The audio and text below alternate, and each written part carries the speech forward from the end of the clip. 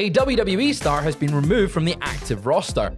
We've got an update on departing NXT stars, and an ex-AEW star's new NXT name has been revealed. Stay tuned for the news. The Glorious Bomb is back. We saw DIY doing a little social media video, the one on Twitter or X or whatever the hell it's called now. Those were some of the best things going in 2016, I tell you. Where they play the Bobby Roode's theme and Bobby would appear behind them. And he'd look really annoyed for a bit, and then he'd smile and he would be happy with it. We had another one of them last night on social media, and it's good to see Bobby Roode because he's been out of the ring for a very, very long time. It looks like, you know, he had back surgery, he had numerous surgeries. We've not seen him in a long time, but we've got an update on his WWE future from PW Insider, and it's reporting that Bobby Roode is unfortunately no longer listed on the internal active WWE roster. Roode was previously in the miscellaneous section, you know, where talent make sporadic appearances but aren't listed on either roster. But unfortunately, he has now been taken off that list. He's been working as a bit of a producer role the past few months, obviously recovering from surgery. He has been producing quite a lot of the best matches on Raw and SmackDown. He seems to have a knack for this producing thing.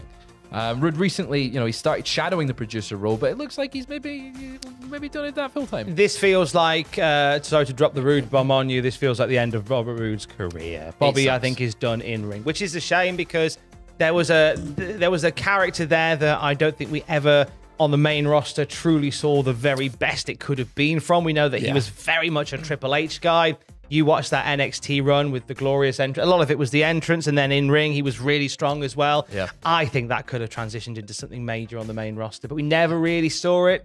I think there was a general belief. I got the vibe that because people would like to sing the song, they turned him babyface for that reason, and it just didn't work as a baby. Right, because it's such a heel theme. Yeah. He's such a heel character, and he was really fun to watch. Bobby Roode was one of my favorites dating back to TNA with Beer Money and having him and James Storm. So when he came to WWE, it was very, very exciting to see what he was going to do in NXT. A great run in NXT, but it did feel like when they got to the main roster, they didn't really have a plan for him. They went, right, your song is really catchy. Let's play that. And then they paired him up. Great tag runs. Him and Chad Gable, him and Dolph Ziggler. Dirty Dogs were great fun. But I'm excited and optimistic about his career as a producer. He has a lot still to bring, and he can bring that in. I wish it'd be nice if he could bring it in front of camera, but even if he can bring it behind the scenes, then that is still a thing. I don't think he'll be leaving the WWE. I think this will be there him. Was a school of thought that said he might because his name was removed from that active miscellaneous section of the roster. Yeah, I think that's more just a case of don't factor Bobby Roode into anything physical. In anything physical, we might see him break up a few brawls on Raw, but it doesn't. I think he'll stay with WWE personally. I don't think he will be departing, but some names that are departing, Fightful Select giving an update on the grizzled young veterans. Yeah, so we talked about the GYV saying TTF enter NXT a few weeks back, but Fightful Select say they've not quite left yet. They said, though it was recently reported that they were free agents, they aren't technically free and clear until mid-October. They have finished up with WWE. Sources of the company say that the contracts are good until halfway through this month, and they are expected to leave the company at that point. So chances are they could be coming to an independent show near you end of October, start of November. I think they are one of the hottest prospects in the world of wrestling right now in terms of tag teams. They could fit into pretty much any company and do well. It seems WWE was not a good fit for them. They put them in the dyad and the schism, and they just didn't. I mean, Zach Gibson's whole thing is he's really good at promos and people hate him. And he just didn't get to show that potential in WWE. So when they were in NXT UK, we got a piece of the grizzled young veterans, James Drake and Zach Gibson doing their thing there. It was fantastic. And you got the crowd into them. Shoes off if you hate Gibson became a thing that the UK fans sang perfectly. The American fans tried to do, but couldn't quite get it right. Not quite right, no. And it was just a very strange choice to go, hey, this guy's great. He's a good talker. He's very charismatic. Let's make him a soulless druid.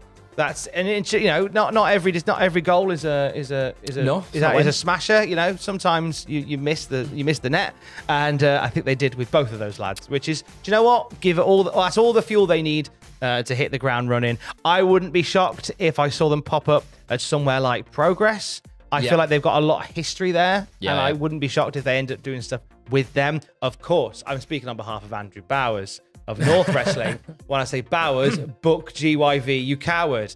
But that's not for me to say. I'll be interested to see if they base themselves out of the United States or whether they base themselves out of the UK primarily. Obviously, they moved over to the United States for NXT, but where will they most actively work? Because if they stay in the US, Ring of Honor's calling, I think. There is that as well. AEW as well as another one that would, I think, potentially bite their hand off. And maybe, as you say, put them on Ring of Honor through there. I guess you go where the work is. And if the work is going to be stateside, then stay over in the land of freedom and the home of the brave. Or if you feel like there's more chance on a European market, then get yourself back home, definitely lads. with their previous characters, the European market would welcome them back with open arms. But I think it's safe to say their potential being wasted in WWE is a WTF moment. And speaking of WTF moments, check out the one from Fastlane this past weekend. Fastlane was a pretty good show, as was WTF moments. So Ross will have you with all of them from this past weekend. Staying with WWE though a second here. In a rematch from Fastlane, Cody Rhodes and Jey Uso will defend the undisputed WWE Tag Team titles against Damian Priest and Finn Balor as part of the Judgment Day on next week's Raw. It's going to be good. I wonder whether they wouldn't drop them back so quick, would they? It depends if anyone costs them it. I don't think they should, because I mean they're on to something with Yeet. Such a good. I've watched that so many times now. I think you keep them, and then at Survivor Series you do Cody and Jay versus Solo and Jimmy. This is what I said in 9 pitches. You have the match. You have somehow shenanigans.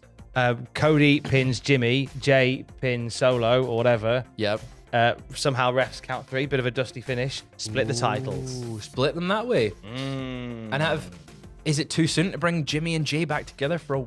Yeah, I try and keep them separated as much as you can, despite putting them in a match together. At Survivor Series, I'd put them in a War Games. Team Jimmy versus Team Jay. Or Team Cody and Jay versus Judgment Bloodline. Whoa. Judgment Line. Judge Line. The Judgment Line, which I believe is just as you get off Piccadilly and you go on the Northern and get off at Mornington Crescent. I think that's the Judgment Line. That's the Judgment Line. But next week's Raw will also feature Gunther defending his Intercontinental title against Big Bronson Reed. He won a triple threat match over Chad Gable and Ricochet to earn the shot. It's a shame Chad Gable's not getting another shot, but Bronson Reed's a good choice. Bronson Reed and Gunther equals meat, so that equals yes. As far as I'm concerned. It'll be big and meaty. But not only that, WWE is stacking all their shows next week and this week. A Falls Count Anywhere match has been set between Ricochet and Shinsuke Nakamura following Nakamura's sneak attack on Raw, where he hit a GTS. Nice. That's a little hint, maybe. Can't wait for Kenta to debut. Got him. That's what we mean, isn't it? Yeah, that's definitely what he's referencing. Can't be anything Survivor else. Series. But finally, we've got an update on an NXT star. Tell me a little bit about it, Tom. So, Brian Pillman Jr. is on the way in. We've seen those videos of him watching old footage of his dirter, or full footage related to his dirter. Mike Johnson of PW Insider says that Brian Pillman Jr. is getting himself an NXT name as part of his brand new gig. And that name looks like it's going to be, according to a recent trademark, Lexis King. Lexis King. Now, the name comes from there's history there, which Fraser's going to tell you in a second, but it's a combo of the name Alexis, which is Pillman's sister, who tragically passed away in a car accident many years back. Also, his mother Melanie took the last name King when she got remarried following the death of Brian Pillman Sr. So that makes Lexis King. Not only that, but his very first ring name in wrestling was Alex King. Which, as again, in reference to his sister and his mother, but also his half-sister, Skylar King. So it seems like he's actually had some input in his ring name, but it's just a little bit odd that you've got Brian Pillman Jr. and all the promo videos are him watching Brian Pillman stuff, and then they bring him in and go, yep, his name is Lexis King, not Brian Pillman Jr. And he looks like Brian Pillman. He's got a mullet like Brian Pillman. Well, for now he does. Maybe he'll not have all that. But his whole thing is, I'm Brian Pillman Jr. I'm Brian Pillman's son. But we know this is the game that WWE play. They like to own the IPs as often as they can. You know, Bronson Rex Steiner is Bron Breaker. Yeah. Von Wagner is in there because he doesn't know, use his dad's name. There's been many occasions where they've done. I mean, it's not dissimilar, right? So Lexis King is a play on family name. Is that not what they did with Rocky Maivia? It's true. Rocky Johnson. So they'll come IGP Maivia. So they'll change them to the Brock. It'll be the Brock. The Pill is what he will become. It's interesting though that they bring in someone with the lineage and the history as Brian Pillman's name. When you've got they want to own the IP, so they give him a new name. But we've got folk like Jay Cargill coming in with her name. We've got Dragon Lee keeping his name. So there is talents that there is an exception to. I'm intrigued as to the thought behind not having Brian Pillman Jr.